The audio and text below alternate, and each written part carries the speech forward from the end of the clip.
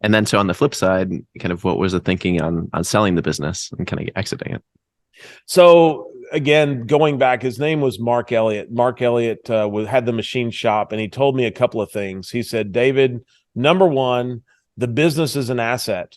It's not you. It's not some pet. It's not a family member. It's an asset.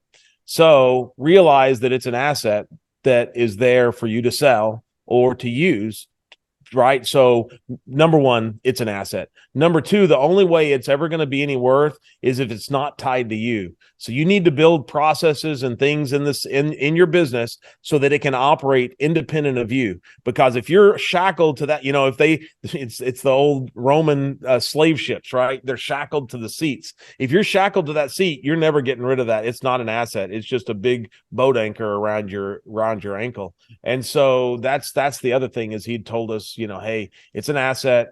Number one, number two is it needs to be separated. So I worked really hard to, and I've told people that I've worked with, I believe in managing processes, not managing people. And so I've just put in a lot of processes, again, built everything in a SQL database, where, time and date stamp everything, all of your workflow. So all the quality systems we ended up building were all part of this kind of wizard. Like you couldn't go to step 3 unless you did step 2. And one of those steps is tied to an employee database that are you qualified to do this operation? And if you're not in the database, then the system won't let you do that operation. So we just kind of built that and again, unbeknownst to us, that was the core value of what we had. We were able to get AS 9100 certified in about 6 months from when we started to when we ended, because all of our systems were already kind of not qualified, but they were compliant with the quality systems. My father, again, manufacturing engineer at IBM, had been in the early days. They called it total quality management before it kind of moved into more lean and all of that stuff. And so we had done that. And so I realized at some point that I'm going to need to sell this, but it's family. I mean, the people that work there, the business, your identity as that business owner. So I had to probably work 2 or 3 years to kind of come to the point that I could divorce myself enough from the business that we could operate, right? Okay, we've done all the preparations, we've separated enough things, there are enough of that. And so back when Stratasys was $130 a share or close to it, is over 100. DTM had been acquired by 3D Systems in 2001. And so this is around 12, 13, 14. The hype cycle hit.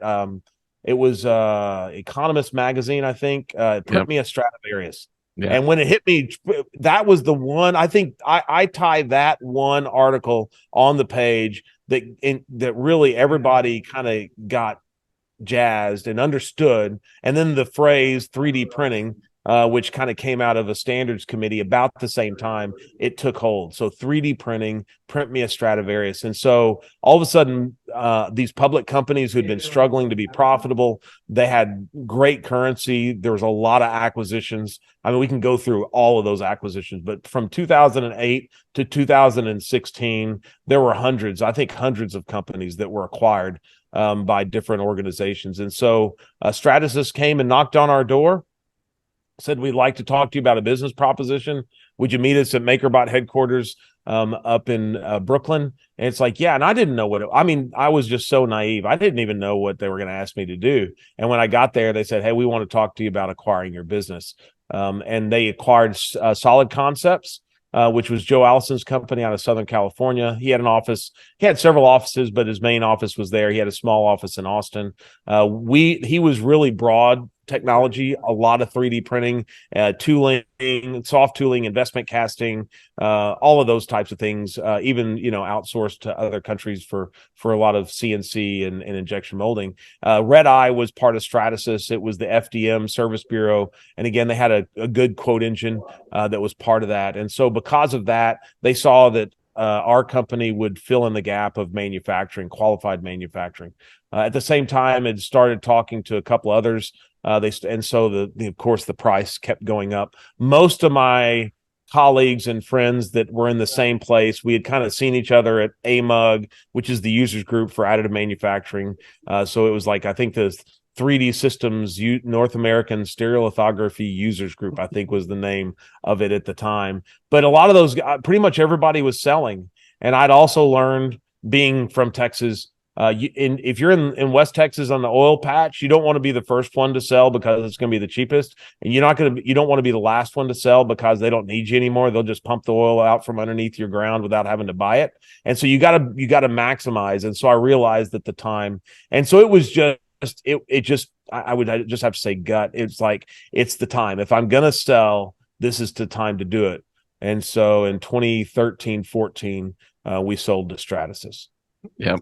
So the old adage, hogs get fat, pigs get slaughtered, right? Yeah. Yeah, exactly. Yep. Nice. Exactly. Yep.